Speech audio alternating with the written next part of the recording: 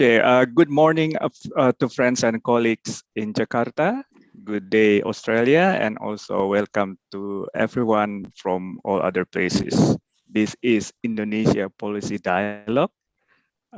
It's an online series organized jointly by ANU Indonesia Project in Canberra and the Center for Indonesian Policy Studies, or CIPS, in Jakarta. My name is Arianto Patunru, or Acho, and I'm your host today. On behalf of Indonesia Project and CIPS, I would like to thank the Australian National University and Australian Department of Foreign Affairs and Trade for their support. We acknowledge the traditional custodians of country throughout Australia and their connections to land, sea, and community. We pay our respect to their elders, past and present. In this inaugural dialogue, we are very grateful for the opportunity to have a conversation with Indonesia's Minister of Trade, His Excellency Mr. Muhammad Lutfi. We are going to talk about the future of Indonesia's trade policy, including the direction following the COVID crisis and Indonesia's position in the global value chain in the long term. I apologize to the audience that you cannot see one another due to the security feature of our Zoom platform. But if you have questions to the minister, please write them in the Q&A box. We will attend to them after the conversation and respond to as many as possible given the time. Now let me introduce briefly His Excellency. Bapak Lutfi is no stranger to Indonesian government office. He was the chairman of BKPM, or Indonesia's Investment Coordinating Board, in 2005 to 2009. He's the Indonesian ambassador to Japan, 2010-2013, Minister of Trade, 2014, and most recently, Indonesian ambassador to the US. And now he's back as the Minister of Trade again. So welcome, Pak Lutfi. And thank you so much for allowing us to take 1 hour of your busy schedule. So let me start with first question, if you don't mind. As experienced by many other countries, our economic growth went into recession in the third quarter last year due to the COVID-19 crisis. How do you think Indonesia's trade policy may support economic recovery, Pak? Well, let me first, I would like to thank ANU for inviting me here. It's an honor, especially for the inaugural talk. And I see a lot of friends, especially Professor Hill. He and I met during my tour in Tokyo between 2010 and 2013 with the prestigious Toyota. I think this is a Toyota think tank organizations in Japan. Bajo, let me start, with a thought first. Sure, Pak. Indonesia right now, like almost all the countries in the world, is experiencing a downturn in economy because of COVID-19. Back in April last year, we already made a decisions, because it's always a difficult things between closing economy or you have to pick with the spread of the COVID-19 itself. And Indonesia, all in all, we are not bottom of the pack in combating the spread of COVID-19, but we are probably in the middle pack, creeping up into better ones. Okay, but in April 2020, the government of Republic of Indonesia made a decision that vaccine is the only way out.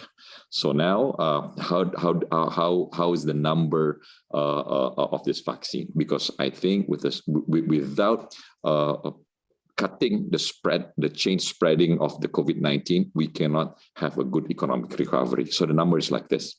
Out of 270 million people, to have a herd immunity, we have to vaccinate around 70% of our populations. That numbers comes to 188 million people. Out of 188 million people with the comorbid, with people that already experienced and got the COVID-19, we'll calculate that we need to vaccinate 181.5 million people. In order to get 2 vaccinations, 2 doses of vaccinations, that means we need 362 million doses. Right. Out of 362 million doses, we have to add some wastage because some areas in Indonesia, the electricity is not stable, the distribution sometimes been impeded by things like flooding or maybe some droughts, to transport the vaccine itself. So we put a 15% some buffer stock. So that means we need 426 million vaccines. Okay. Right now, we are more on the way for our first 25 million people being vaccinated. 57 million just came last Monday. So we are almost on targets for everyone to get vaccinations by the end of the first quarter of 2022. All the 426 the doses of vaccine. So hopefully, Indonesia will move forward during this time economically. So without this, the cutting of the spreading of the COVID-19, I think it is impossible to grow. Although, Pak Acho, I went to China 2 weeks ago. I saw how disciplined and it's very difficult for people abroad to come into China, and China right now experiencing a double-digit economic growth because they are very successful in treating and tracing and also vaccinating the people in China. But to be normal, it's not normal. People that had a contact with me in China had to do 5 days quarantine in the area where we met, and then when they go home, be that in Beijing, Shanghai, or Guangzhou, or wherever, they have to do another 7 days of quarantine. So movement of natural person that way is not free, and I don't think it will become normal anytime immediately in the near future. So that's one story. Okay. So then I always like, because sometimes trade ministers always looking from the supply side of economy. I would like to go from the demand side of economy itself. So let me go from the macro side. Okay. If you follow President Jokowi in the first terms of his administrations, and also during his campaign for the second terms of the presidency, he mentioned that Indonesia should be the number 4 economy in the world by 2045. So then I look back, try to calculate. That means in 2045, Indonesia's economy GDP per capita will be slightly less than $29,000. Okay. Because of that, then I see the trajectory of economic growth of Indonesia between today and 2045 has to be in the neighborhood of 6.4%.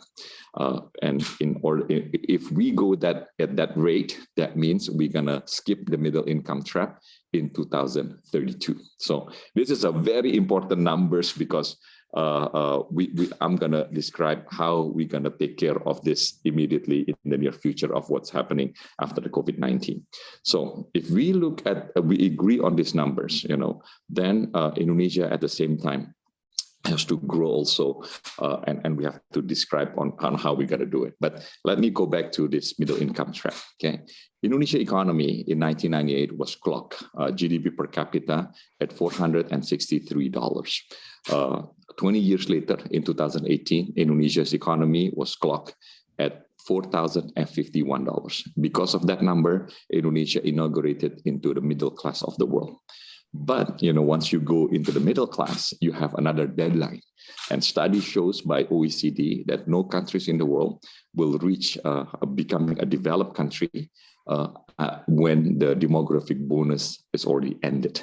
And Indonesia demographic bonus ended probably sometimes between 2038 to 2040. So another deadline, basically 2018 to 2038, 20 years. We have another deadline that we have to triple our GDP in order to become a developed country.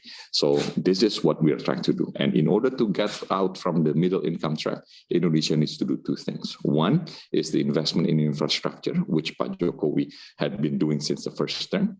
And second is transfer of technology vis-a-vis good education as well, because there is no transfer of technology without a good education. And this is a big challenge for Indonesia as well. But I'm not going to go deep on that, but I'm just going to go how we're going to take care of these things.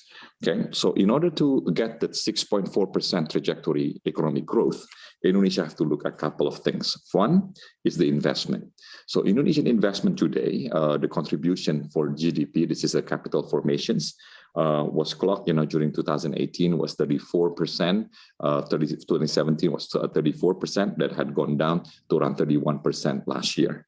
But in order to have a 6.4 GDP growth trajectory, Indonesia needs to almost grow by 7.3% in investment. That means that the contribution of GDP by 2045 will be close to 40% or 40%. Okay, what does that mean, Bang Acho? That means Indonesia has to be open for investment. Indonesia has to streamline all these red tapes, and fighting for the streamlining and pro-business process, especially the issuance of an omnibus law, just in illustrations that Indonesia is a good place with a good investment climate into the country.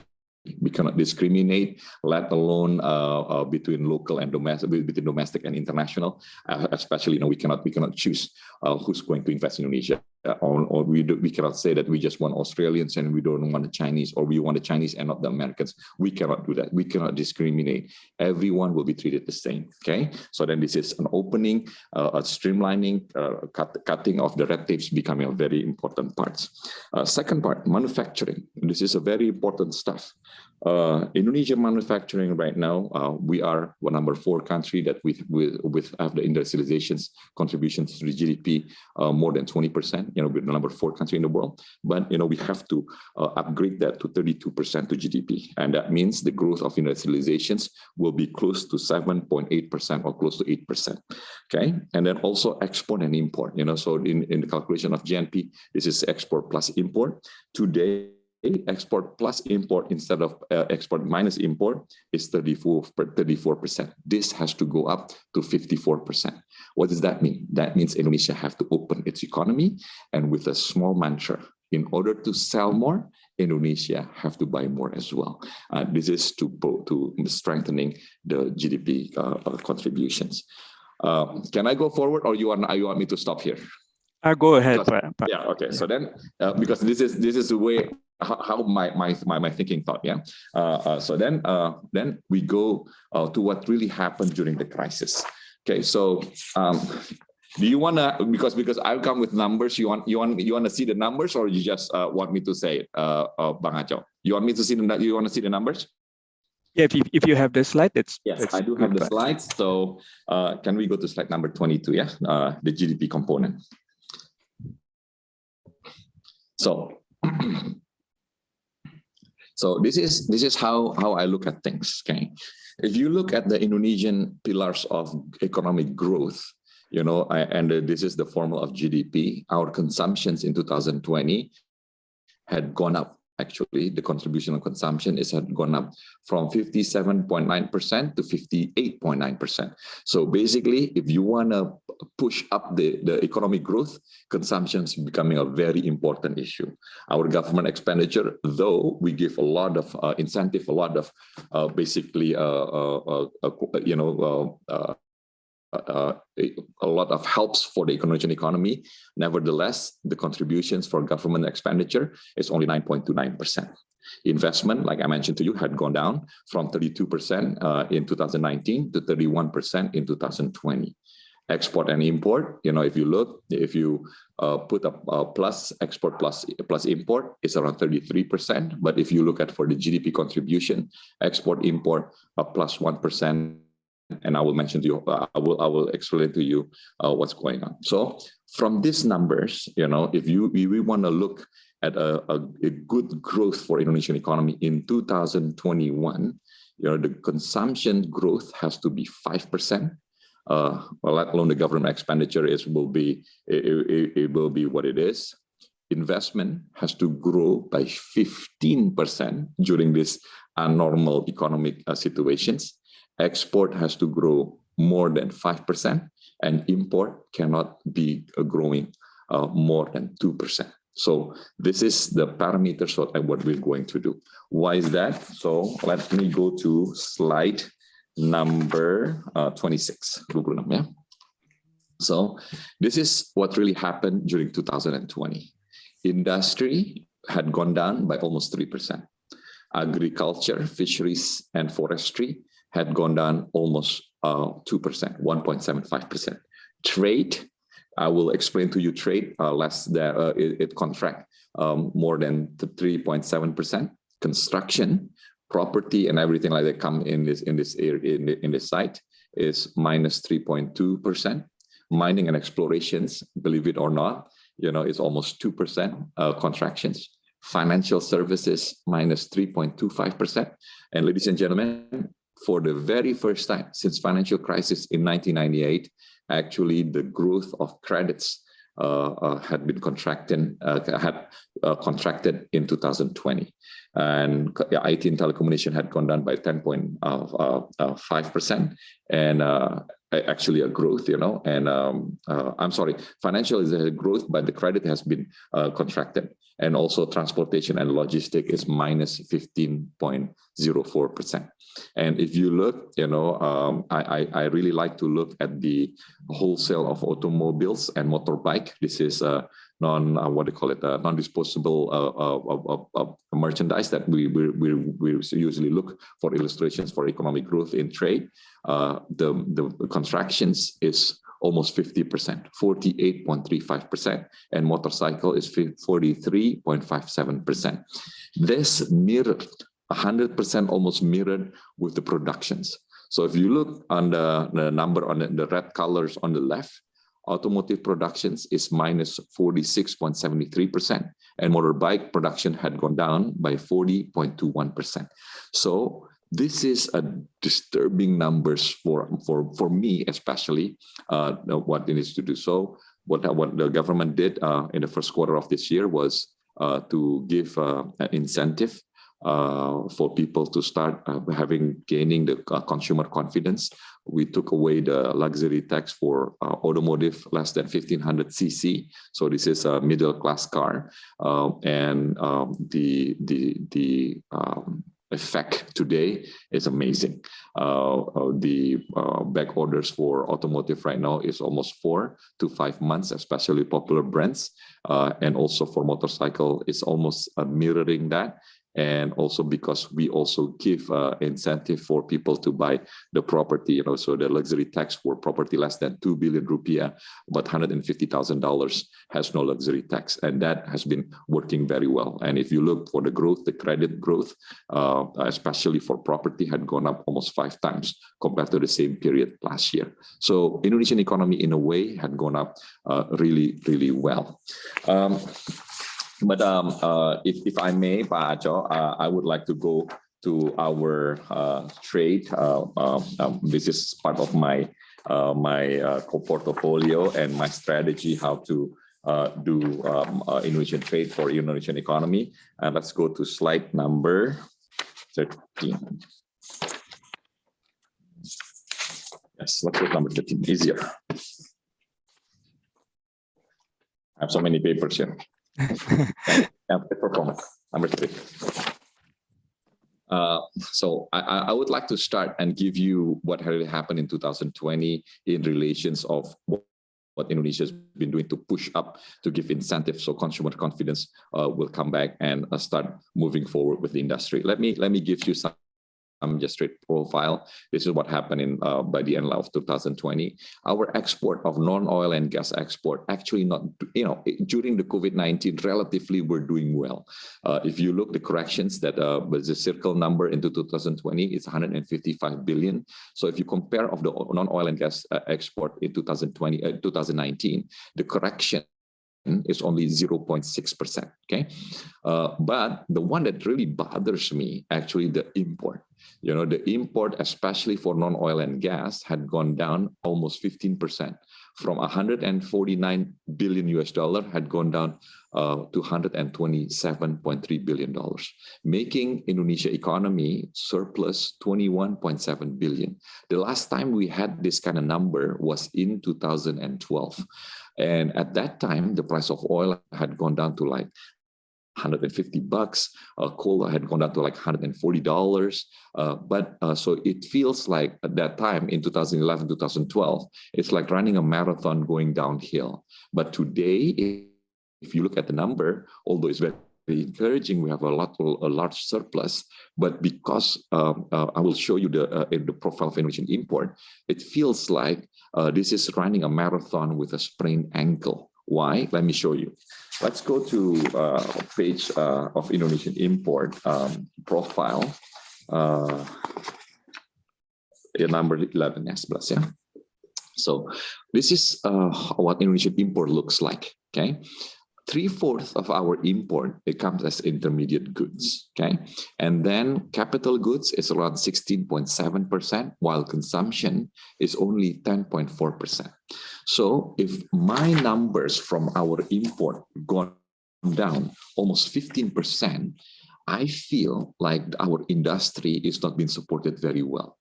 The numbers can become from the maybe the weakening of purchasing power, but number two as well, that the number two, that the one that bothers me, it's actually because the imports been choked last year, that the industry becoming very weak. Okay, so now when we are expecting that the economic growth is second quarter needs to grow by at least 7% to offset the correction, the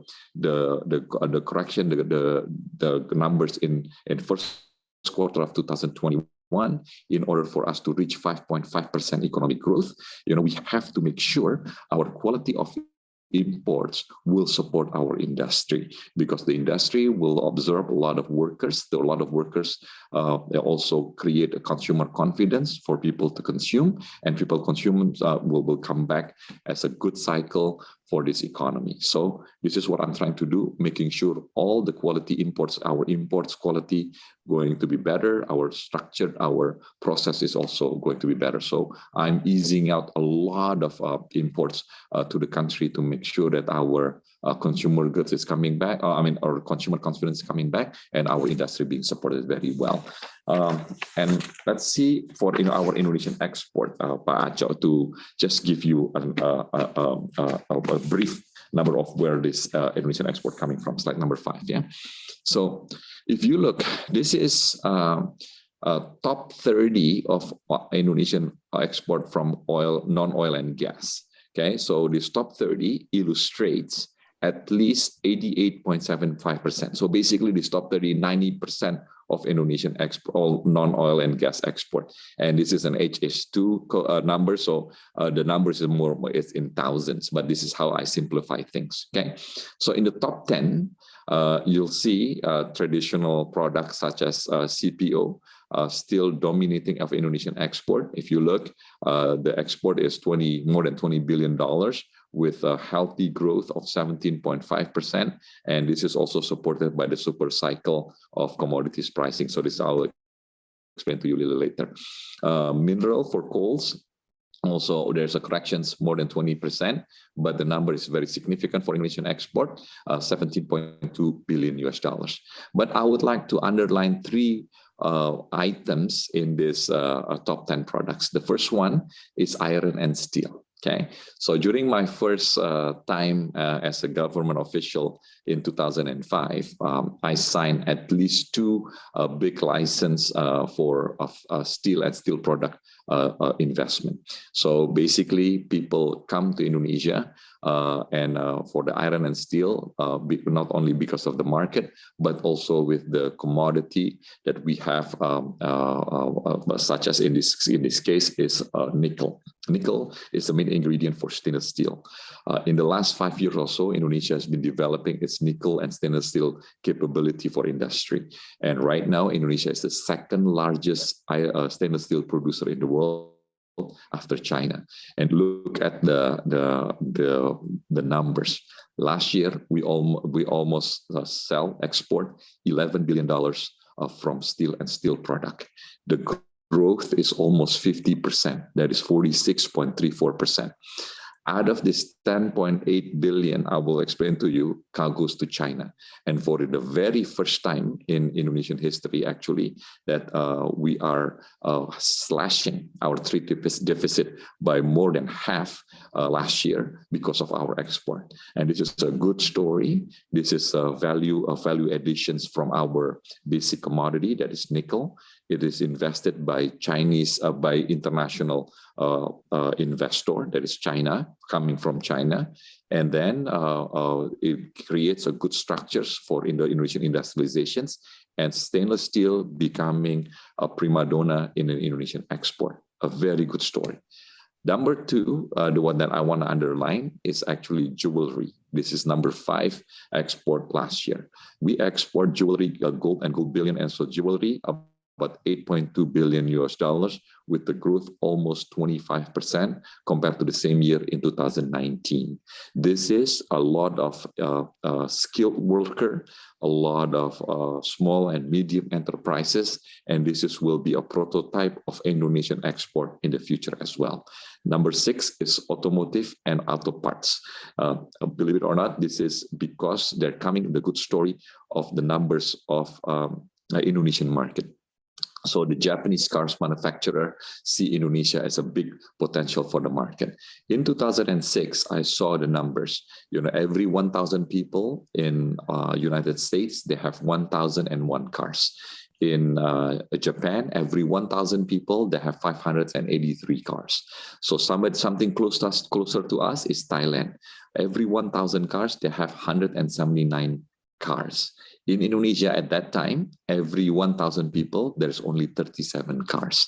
So I knew then this is a big market for automotive productions. And I knew then Indonesian or Jakarta will be 4 times worse traffic-wise compared to that year in 2006. So what really happened? During the crisis or the Thai crisis in 2010, this is sometimes a problem of middle income trap. The Thai was looking forward, maybe the Thai administration at that time, controlled by Thaksin Shinawatra, prime minister at that time, is talking about changing from royal into a republic. What really happened was a coup. The Japanese was not comfortable with the fact that there is no law in the country. Between Bangkok and Jakarta, Garuda flew 3 times a day with a big airplane, wide-body airplane, 8 Airbus A330-300s. The passengers are not Thai. The passengers were not Indonesian. The passenger is Japanese, moving their factory from Lam Cabang to Karawang. And this is a good story. And because of that, Indonesia is in evolutions, from selling raw materials and half-finished products into industrial with high technology. So we are going toward that way. So I would like to also give you some numbers, profile of our export. Slide number 6. So if you look at our Indonesian export, this is the number 3 that I was talking about. Okay, so our CPO is still the prima donna of Indonesian export. 70% goes to China, 15% go to India, and if you look, Spain, Italy is still there as a major buyers of Indonesian CPO. And right now, we signed an agreement with the Swiss, with the EFTA countries that consisted of Swiss, Liechtenstein, Norway, and also Iceland. And this agreement also put into the system of sustainable products, including CPO. So this will be our gateway to the Europeans, with our more CPO to come in. The second story is about our stainless steel. So if you look at with the pie chart on the left, HS72, from $10 billion, from $11 billion, 69% went to China. And because of that, we cut our trade deficit with China almost half. And also the one that's also interesting is HS71, is jewelry.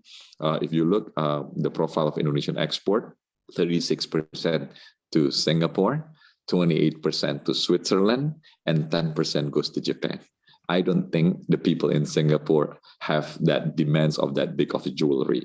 So we did a little study. What really happened was actually this export was meant to be sent into a GCC country. This is a custom union of the Gulf countries, and right now I'm negotiating for an expedite process with the Emirati, and hopefully we can cut our export into a transit countries for jewelry, especially countries like Singapore, Switzerland, and Hong Kong straight. What really happened was Singapore and GCC country had a trade agreement. Because of that, our jewelry sent from Jakarta, from Indonesia, from Surabaya for this purpose is actually 5% more expensive than if we were sending it from Singapore. So Singapore trader came to Jakarta to making sure that they have a price difference, and because of that, the export goes to Singapore. Sorry, Pak Lutfi. Yes. Can I take question just on that sorry. jewelry issue? No, it's okay, Yes. Pak, because there is a question very related to that jewelry issue. So one of the question is how much of the growth in jewelry exports is due to gold price increases? And the other question is what proportion of gold exports is jewelry as distinct from bullion? Yes. Well, because this is we do an HS scope, okay? So Right. then we subscribe also. We make a little study about that. So the gold bullion, it's also one of the primary, so 41% of the gold under this HS code is actually gold bullion, so around 42%. The rest is a jewelry that coming from all Indonesian workers in Surabaya mainly, and Bali also, and now start growing to be in the north, in the Nusa Tenggara area as well. Right. Well, thank you so much, Pak Lutfi, and also that was very comprehensive, and actually they anticipated my question, so I don't have many questions now. But still, on your point about Indonesia needs to be open and non-discriminative, as most of our audience would know, Indonesia and Australia recently signed and ratified the Indonesia-Australia Comprehensive Partnership Agreement, IASEPA. And among many, this agreement allows for a powerhouse model that facilitates joint forces of the two countries in targeting a third market instead of mere bilateral give and takes. And also more recently, Indonesia and 14 other countries signed the Regional Comprehensive Economic Partnership Agreement, RCEP.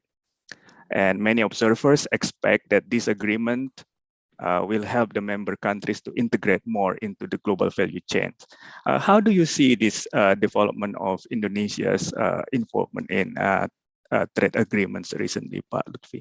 Well, since I show you that Indonesia is now evolving, from raw materials and half-finished goods at best into industrial and industrial with high technology, the trade agreement with maybe a lot of untraditional countries, untraditional destinations for export, becoming an inevitable process. We have to. During my time, Pak Aco, at trade, Indonesia only have two free trade agreement or economic trade agreement. One with Japan called IJPA, Indonesia-Japan Comprehensive Economic Partnership Agreement, and one is a preferential trade agreement with Pakistan. Right. And the rest is an ASEAN scheme. Okay, people with 250 million people, we only have two free trade agreement and ASEAN scheme. When I arrived at trade late last year, Indonesia signed one with Korea. I started it. We signed also one with EFTA countries. We signed one with Australia. We signed one with Chile. So right now, suddenly becoming a very active in negotiating our free trade agreement. Well, part of it is, Pak Aco, is Indonesia so start understand. This is a collaborations era. Right. So in order to, that's why I said the mantra is, for us to buy more, to sell more, we have to buy more as well. That's also the mantra that I did in Washington, D.C. After my arrival in September. We had some process of GSP GSP review that has been lingering around for more than 2 years. Within, I think, about 8 weeks of my arrival, we settled with the United States of the review, and it has been closed. With simple proposal, because I want to buy a lot more of US goods. Right. And that. Yeah. And I understand, Pak Lutfi, you were ambassador in Japan when the IJPA was implemented, right? So yes. did you see that Indonesia actually benefited? The potential from IJPA, we took a lot from it. Well, Indonesia-Japan free trade agreement was actually the Comprehensive Economic Partnership Agreement was actually the first one. Right. Okay. So then at that time, Indonesian also did not know what do we want from it. For example, inside of, because the worth of the trade agreement at that time was around $500 million. So the Japanese would like to sell about $500 million of their products. This is like a powerhouse also. So basically, they wanna bring the car manufacturer to the car parts to Indonesia, right, free of duty for 3,000 cc car. Make it in Indonesia, and they will sell it back, whether it come back to Japan or other markets. So that was the idea. Okay. In return, Indonesia could not find. That's why I said, this is the top 30 of Indonesian export. So we are we were very simple in our process. Okay. So then, we cannot sell $500 million worth of our export to Japan that need to be put down to lower the tariff for that process, because we sell raw materials. We sell gas, we sell coal, we sell oil to Japan, crude oil. Okay, so then, what do we do? So then Ibu Mari, as a negotiator at that time, given a sweetener. One is MIDEX. The MIDEX is some kind of enhancing of Indonesian process for industry. But unfortunately, they have no institution in Japan who was responsible for that. So MIDEX was basically not working at all. Okay. And second part was movement of natural people. We were promised that, we can send about 3,000 caregivers and nurses to Japan.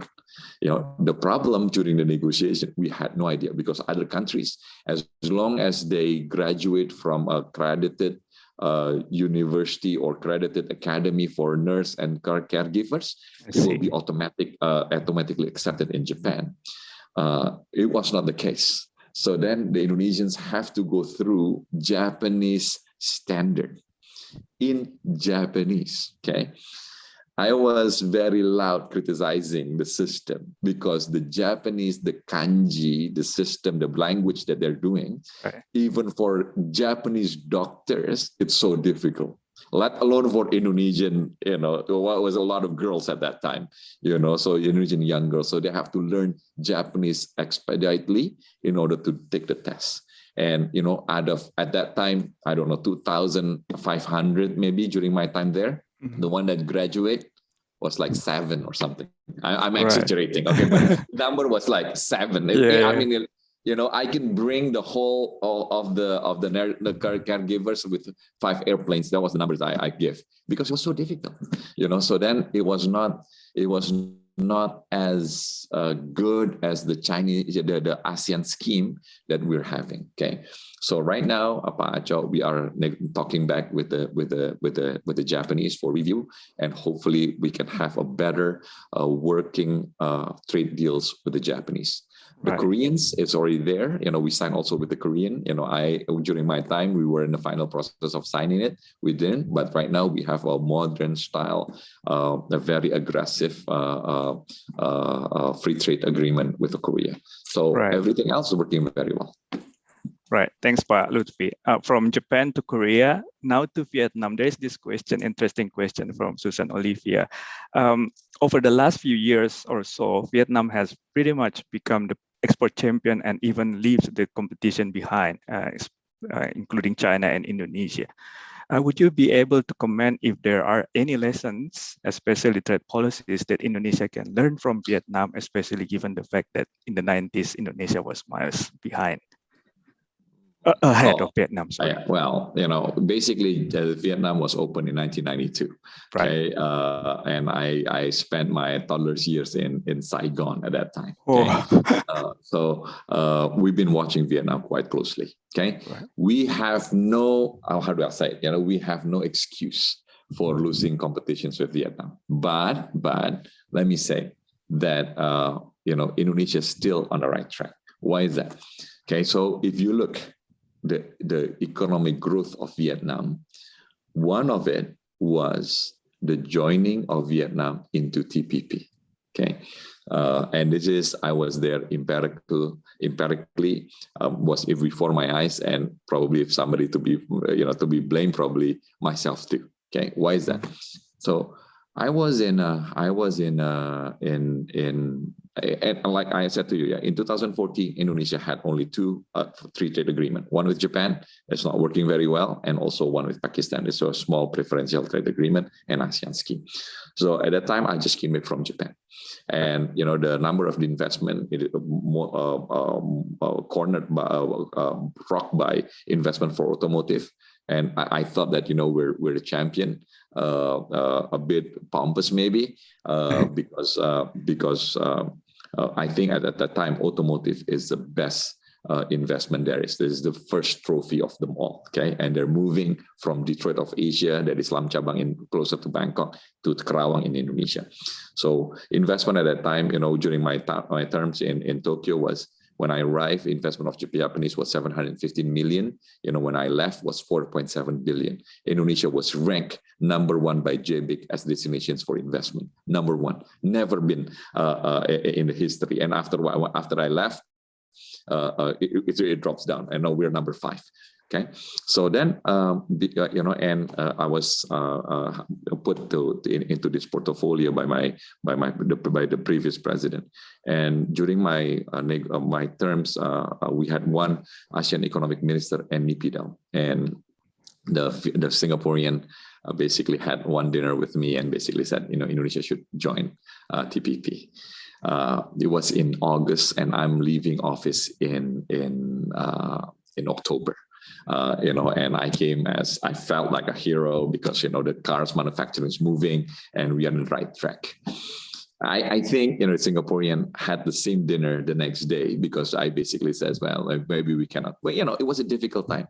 Indonesia is a democratic country. Vietnam is not a democratic country. I have to go in front of parliament and I have to explain why Indonesia, because my illustrations of TPP at that time was, this is like mixed martial arts tournament. Okay, everybody take off their clothes and they just use their muscle and beat up each other. Okay, that was my illustrations. And at that time, Indonesia, I couldn't face the parliament, and I couldn't do it. So maybe the Singaporean have something with the Vietnamese, and Vietnamese agreed. So by beginning of 2015, negotiations start. It was a very fast negotiations, and the Vietnamese does not basically necessarily have to go to parliament, or they had to, but not the way the big democracy, open democracy like Indonesia and Australia. So story says done, finished, become history. Suddenly a floodgate of investment, especially for electronics, came to Vietnam. I calculated around at least $8 billion in the span of 2 years came to Vietnam. But electronics investment, 8 billion is gigantic numbers. Okay, and this actually becoming the cornerstone or become the rock of Vietnamese export. It grows to 106% of its GDP, mainly out of electronics, and import 103. So this is one of the most successful. So the story from that story is, I have to say, that Indonesia is doing right now. If you look now for car manufacturing, electronics, especially EV cars, is a phone with 4 wheels, and mistakes, probably by Indonesia, but we're coming back very fast. We know that we have to be a producer, destinations for investment, for EV battery, for new energy and renewable energy. We are doing it right now. We are doing the value additions of our basic commodity, from nickel, copper, cobalt, to be a structures for Indonesian export. So right now, the difference between the Vietnamese and Indonesia is Indonesia going into the upstream, the upstream of investment. The Vietnamese is in the middle of the things. So I think in the future, Indonesia will create comparative advantage of that. And we saw already that our stainless steel manufacturing selling to China, beating the Chinese competitions in China. And right now they are deploying a study whether it is an injury in China because the steel manufacturing coming from Indonesia. Newer technology, more efficient, cost structure very cheap because it's in front of the the factory, making the cost structure is very good. So we took the study, and we know that's why the mantra is, in order for us to attract investment, we have to open our market. People comes and invest, into Indonesian market, creating industrializations, creating products, pillars of Indonesian export. Happens with stainless steel, happens with automotive, and we know it will be followed by aluminum and alumina. Maybe next year, it will be copper and copper. What do you call it? Downstreaming, from copper, which is a lot of renewable energy stuff. And I think in the future, Indonesia will come up as a good plan for competing with Vietnam. Right. But while this objective to increase the domestic value added, but do you think it's not going to be conflicting with the idea or the objective to integrate into the broader global supply chains? Because of course, value added can come from everywhere, right? Yes, true. Yeah. When we started that program, I was still at the end of my terms as trade minister in 2014. Okay, right. And I saw this before my eyes also, Pak Cho. Yeah. I had so many letters. Some were quite nasty. Okay, I was very I wasn't angry, but I had a nasty letter from the ambassador of Korea. I was so upset that I had to send that letter to Director General of the regional at the Foreign Service, and basically to summon the ambassador. I was very upset. Okay, the reason was why the Korean was upset, because we did that local content issue. Okay, right. And I'm telling the story so you know what really happened. Okay. I'm going to take my position away. This is an objective way of seeing it. Sure, but at that time, I didn't really know whether we did the right thing or not. Okay, but at that time, Indonesia's import for telephone, a handphone from the Koreans coming from Vietnam was $2 billion. Okay. Right. So then we deployed that ruling, and the Korean was so upset. Okay, the companies were so upset, the government was so upset. But they had no choice. They had no choice but to comply with the Indonesian regulations. So then what really happened was, voluntarily or not voluntarily, I don't know, because then I left office in October 2014. Yeah. So then they moved the factory to Tangerang. Do you know how much we import from Vietnam from handphone from Korean made today? Zero. Okay. Because of that, now suddenly I have a trade surplus from our automotive with zero component from handphone, with the Vietnamese, $1.5 billion. And probably one of the few countries in the world that actually have a surplus with Vietnam. Right. So I didn't do it, but it was a smart regulations. And this is also being discussed in many universities around the world at our policy. But at the end of the day, Pak Cho, we need industrializations in the country. Right or wrong, it may be a problem. We knew our national crowd program in 1990s was not good. Okay, right. But I knew also that local content created a value added. Right or wrong, we have to face it. But sometimes protecting the national market, like Australian also do in many aspects, is also creating a value added for the countries as well. The next game, Pak Cho, is digital economy. It will be a fantastic issue afterward. Yeah, on that digital economy, Pak Lutfi, there's a question about it, about e-commerce. And we were talking about rendang, and then how, even in this COVID situation, you said that actually people find innovative way to trade among one another. So what is the, if there is any policy or what is the view of you as a minister on this development of e-commerce in Indonesia? Well, if a few things, Pak Ajo, especially during this COVID, Indonesia learned at least 3 things. Okay, one is e-commerce.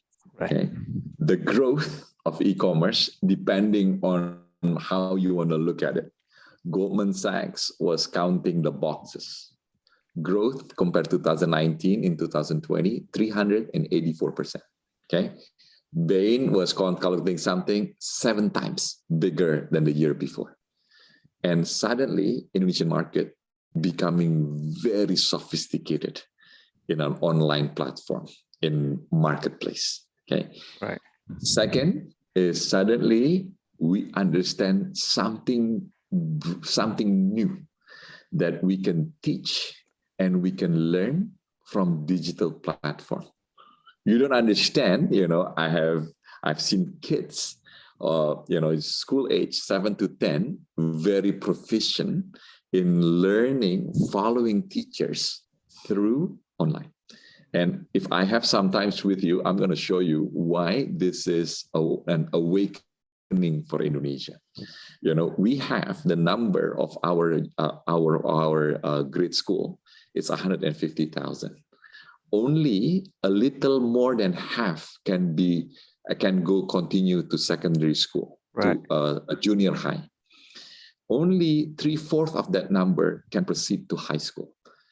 Not because of the school's number, because making school is cheap, it's easy. Indonesia can do it, but to have a quality teacher is a different story. But with this platform, digital to educate, suddenly we have an awakening that we can go with a quality education through online. Number 3, Pak Ajo, is healthcare. Okay, we know this healthcare with digital platform is inevitable. We have to do it. We have some problems still. So, for example, in our marketplace, in digital economy, we have good stories. Yeah, the good stories is like this. I read in some business magazine that Gojek is a ride-hailing company that start connecting with stores, with selling foods, selling sweets. And I don't know, to those of you that knows martabak manis, in 2017 or 2018, I shouldn't remember the year, but in the city of Jakarta alone, Gojek sold 500 billion rupiah worth of martabak. Billion. This is $30 million, Pak Ajo. $30 million. How many would, martabak stores in Jakarta? If it's 1,000, if it's 1,000, their income as a martabak seller is bigger than my salary by far, anytime. Maybe I'm in the wrong job, but that's a story. But the bad story is, suddenly, because e-commerce marketplace is something new in Indonesia, right? Suddenly, the basic essence of trading, it's being disobeyed. Okay, the basic ingredients of trade is fair trade. Maybe free, but it has to create a fair trade. That's why all negotiations creating fair trades, and trades have to be beneficial for everyone. And these 2 ingredients of trade sometimes being disobeyed by marketplace. In Indonesia, if it's not forbidden, that means you're allowed. Right now I'm coming in and I need to protect my marketplace. I need to protect my consumer, and I need to create an environment that promote fair trades and trade that beneficial for everyone. In 2014, Pak Aco, I got so many issues that to regulate this e-commerce. Because the custom and excise would take some money because of the imports. The tax office would like to take, because they want to tax this platform or this traders in the platform. I have so many requests that, would like to impede the trades. I said, I didn't want to do it. So I don't want to rule it, let alone will be whatever will be. But 6 years from now, I got the opportunity to come back, and I see it's becoming very big, very huge. It is becoming huge, but there is no rule. You know what happened? I always told my analogy as Minister of Trade, I'm like an umpire in a boxing match. If I rule too hard, too details, the boxing match becoming uninteresting. Not interested at all, because there's no buyers and sellers will meet and do transactions. There's no match. Then there's no boxing in a boxing match. Yeah. But if I don't rule, Pak Aco, what happened was the match becoming wild. And that is also not good for a boxing match. So I have to be really in the middle. And right now, I will come in and the architecture need to be met, and then I need to rule a little stronger in order to create fair trade and trade beneficial for everyone. Fantastic, Pak Lutfi. I know our time is approaching the limit.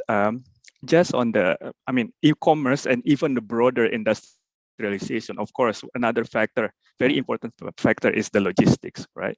And Howard Dick has a comment on that.